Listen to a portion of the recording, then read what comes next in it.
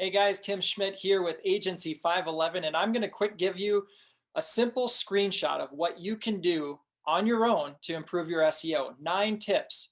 This is going to be our 2021 SEO checklist for the year of 2021. So guys, this is simple. There's 9 things that you should do before ever contacting an SEO agency or anybody that can do the SEO for you, search engine optimization, right? Let's go through a checklist. In area number 1, the first thing that you can do is just improve your plugins, right? Improve the plugins that you have on your WordPress site. Now, I'm assuming that you've got a WordPress site. And if you don't, just make sure that you optimize all the extensions that are within your website, right? Make sure that they're running, make sure they're up to date, and make sure that they're working.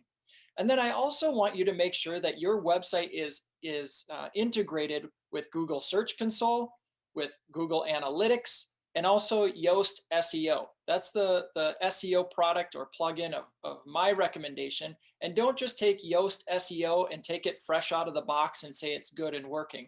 You do need to fine tune and update everything across that platform in Yoast SEO in order to get the most out of the plugin. Okay, again, just out of the box is not good enough. You need to make sure you go through each setting and optimize each of those settings. Number two, what we want to do is find keywords that your consumer is searching for. So take some time and do some consumer research by just going onto any Google search site, typing into the search, and start just basically, doing some short tail stuff like how to improve, and you'll start seeing that things start populating, right? How to improve SEO, bang. And you can start looking at what starts to pre-populate in searches that you think you would search your business for. It might be various topics and keywords. Just type those keywords in and see what the auto suggest starts to populate. That means those are trending keywords. You can also use Google Trends and look at Google Trends, things that are trending. And I like to look at this keyword search as something kind of similar to Battleship, right? You're going to be plugging away at a lot of keywords, looking for a lot of things that users will engage with you on social media and other platforms, and even on your own blogs and websites. What I say is when you finally hit a keyword, whether it be long or short tail keywords, as long as you hit something that starts getting lots of user engagement, I recommend staying on that user engagement, right?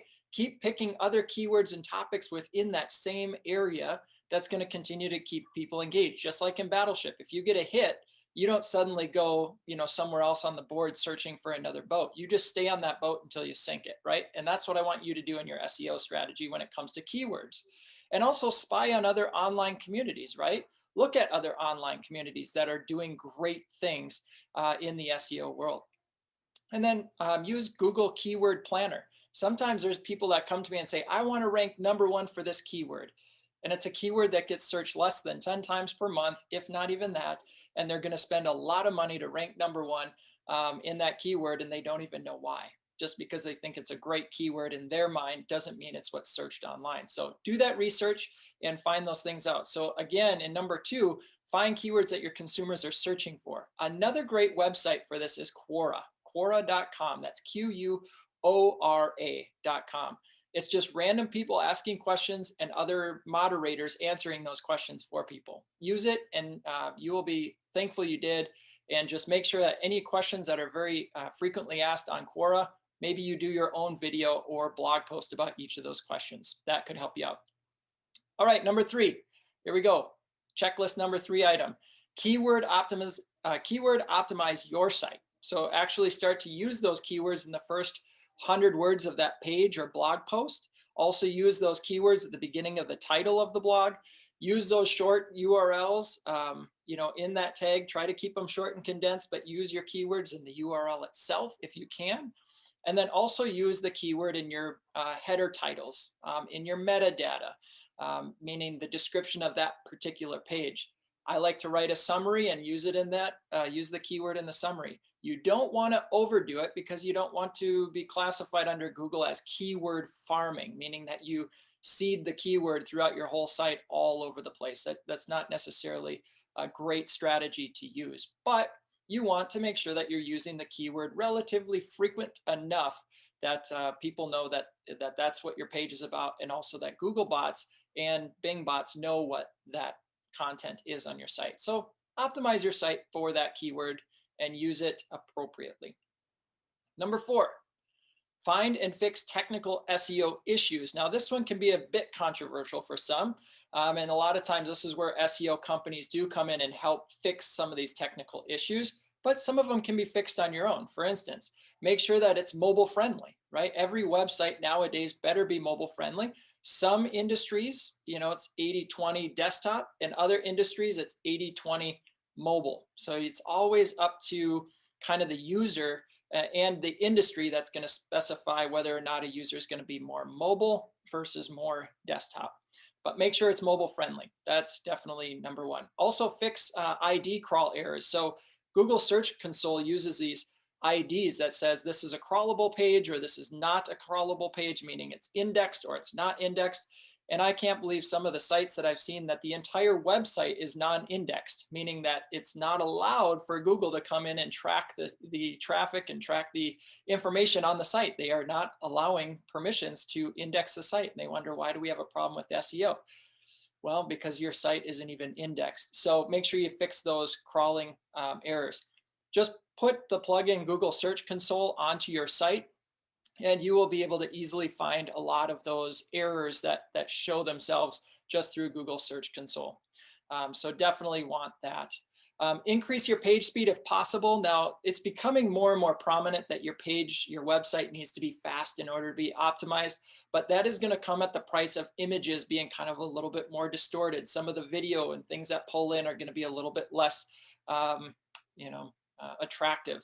So limit how much information you're putting on per page, but also I like to say I would rather have great user engagement and sacrifice a little page speed than to have a ton of page speed and a horrible user experience. So you kind of got to play that on both sides, but there are some things that you can do to increase those page speeds. But I'm, again, not super huge into the page speed increase, as long as it doesn't take 20-30 seconds for your website to load. If it takes 5 seconds, try to get your site to about a B rating at SEMrush, something along those lines.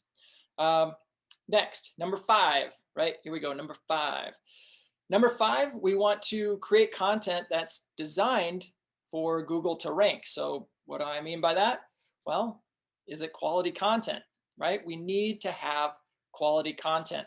So what makes it quality? Well, we want to identify and write about popular content in the industry. So I like to actually research different trending topics and write about what's relevant.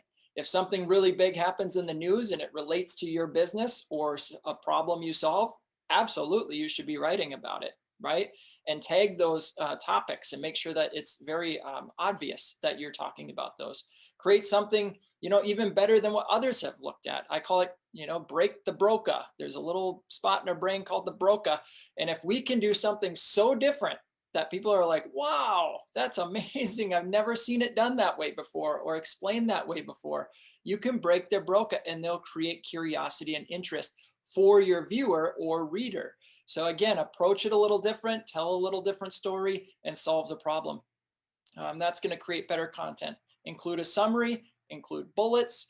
You're going to want to include related images and infographics, and also include video and any sort of cross-linking resources. So if you are referencing another topic in the news, something that happened or something another blogger wrote about, you're bringing it in, or a vlog might have inspired you to write about something, bring those resources in and give that credit back to the current, the original writer of that topic, and give them that backlink and say, this is where you originally sparked this idea and it drew this, concept for you to write about as well.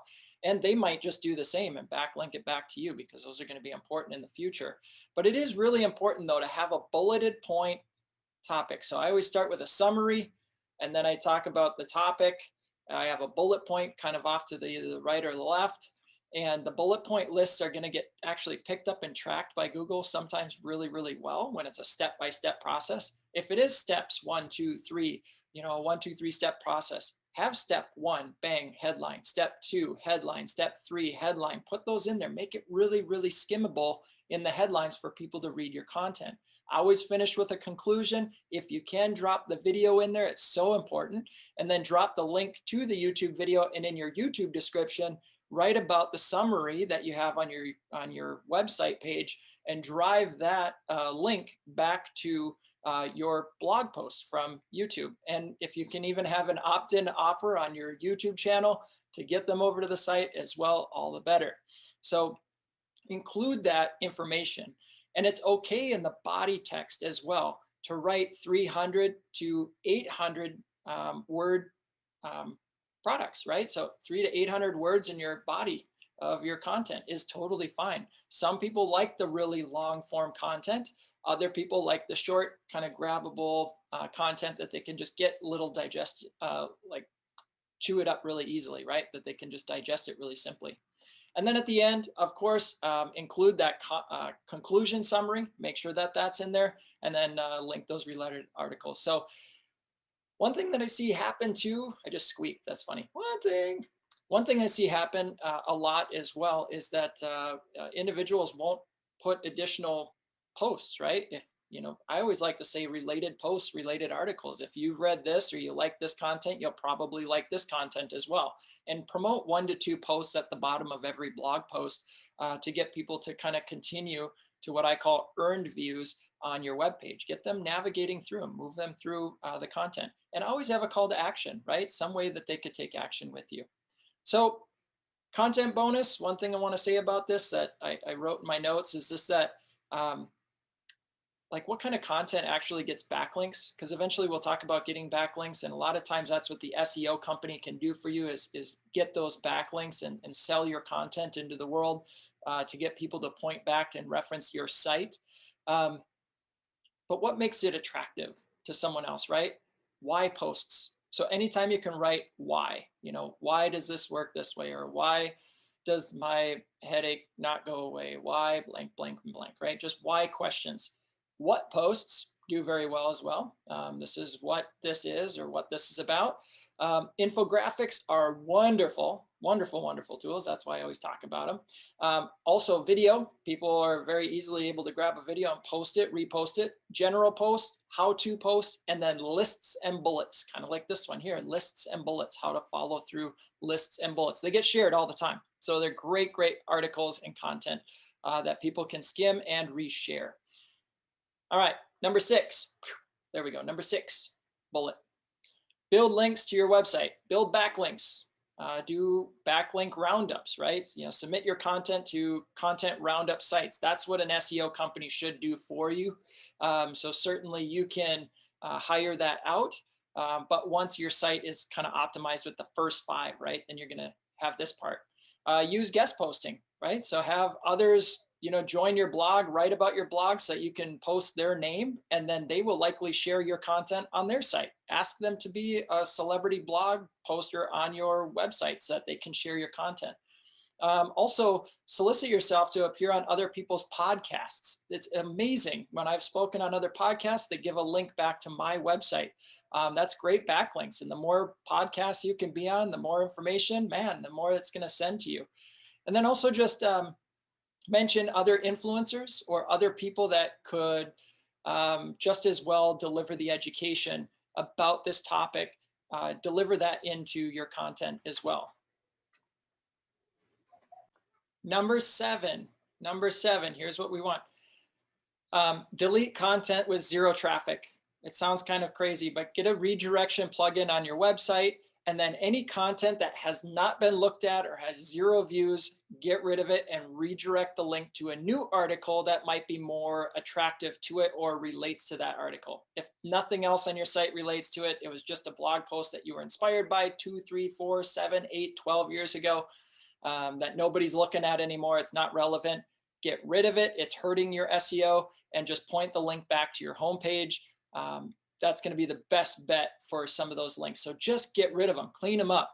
You don't need thousands of blog posts if they are getting 0 traffic. It's only going to slow you down and show that your site is irrelevant and not up to date and up to the times. Also, back up your content just in case, right? Every blog post I create, I make sure that I have that saved in a Word document somewhere else on my computer, links to the videos, etc. Because for heaven forbid, if something were to crash, I would be able to get that back up. And again, put the URL in the Word document. So if everything crashes and you're like, oh my gosh, what was the Word URL that I had? I can't remember. No problem. It's right there, and you can recreate it and put it in at the same so you don't lose your SEO value. And then also create links and redirects, throughout your site. Use footers that are, full of links, but not in a footer. Create kind of your own menu. So link redirects. The kids cave in. Anyway, what we want to do is create link redirects that are right in the base, in the body of your content. So not necessarily in the footer, because the footer links don't get that much SEO value to them. So majority of what you're doing is going to happen in that body. Those links are going to be really important internally to cross-reference parts of your website. It's going to be really big.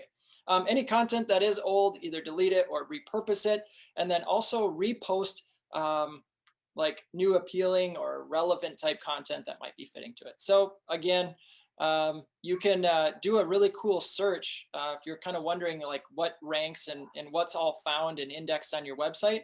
Just use a Google search and then in quotes put site and a colon and then your website, right? So site colon and your website. It's SITE colon your website, and hit search and see what comes up. It's actually kind of neat to see what search results come out of that. And then number 8, right? Here we go, number 8. Number 8 tip. What we want to do is improve your organic click-through rank. So every click is considered SEO rank. So observe your title and meta descriptions, your title and meta descriptions, if I can say that without my tongue being tangled. Those site descriptions are so important. Go on every single page you have and make sure that in the Yoast plugin that the title is accurate, right? That it's short, it's concise. Would you click on it? Look at what other people have put for their metadata. Why are their links more clickable and attractive than yours? Is there a call to action in the meta description? Does it accurately say what the description is, right? So does it explain the site and that page and the keywords appropriately? Just do your research, double check it, and see if it all works out that way. And number 9, the last tip of all of this humble jumble of SEO secrets is going to be update content every blog post. Yes, it's a big task, but update them all. If they're being searched, go back through. If there's date sensitive information, update the dates. If there is information that's no longer relevant, but because it's being replaced by new content, replace it. Make sure that everything is up to date. Go back through it, check that user experience, and make sure it's relevant to the times. So even infographics might go out of date. Change those infographics and update videos and photos. Google loves to see change and new relevant materials on the site. So guys, I hope this helped you. Again, this was the things, like the 9 top things to ask yourself about your website search engine optimization before hiring or contracting SEO services. Again, I do SEO service work for clients all over the United States. If you've got a WordPress site, you need help optimizing it further beyond these 9 strategies, or you need backlink help and support, definitely reach out to me, Tim at agency511.com, and or just jump on our website and submit a form and get in touch with me. Our services are very affordable and they're very simple. It's a flat rate, nothing changes. We can even write content, blog articles on your behalf. You can then tweak them, adjust them. These are professional writers. It's not myself. Even though I love writing blog content, I no longer do it. I have other professionals write it that are in the specific industries that you're a part of. So again, if you need this help, I can help you. And this has been your SEO 2021 user guide / checklist for do-it-yourself SEOers out there. So guys, I hope this helped you. If it helped you, go ahead and like this video, subscribe to my channel. There are other amazing, great videos here that you are certainly welcome to connect with. And I'm just so grateful for you. And if there's other topics you would like me to answer for you, by all means, just ask in the comments below. I'd be happy to answer those for you. This is a long video. It's full of information. And I'm really excited to continue to share the great news with you all. So again, Tim Schmidt, Agency 511, over and out.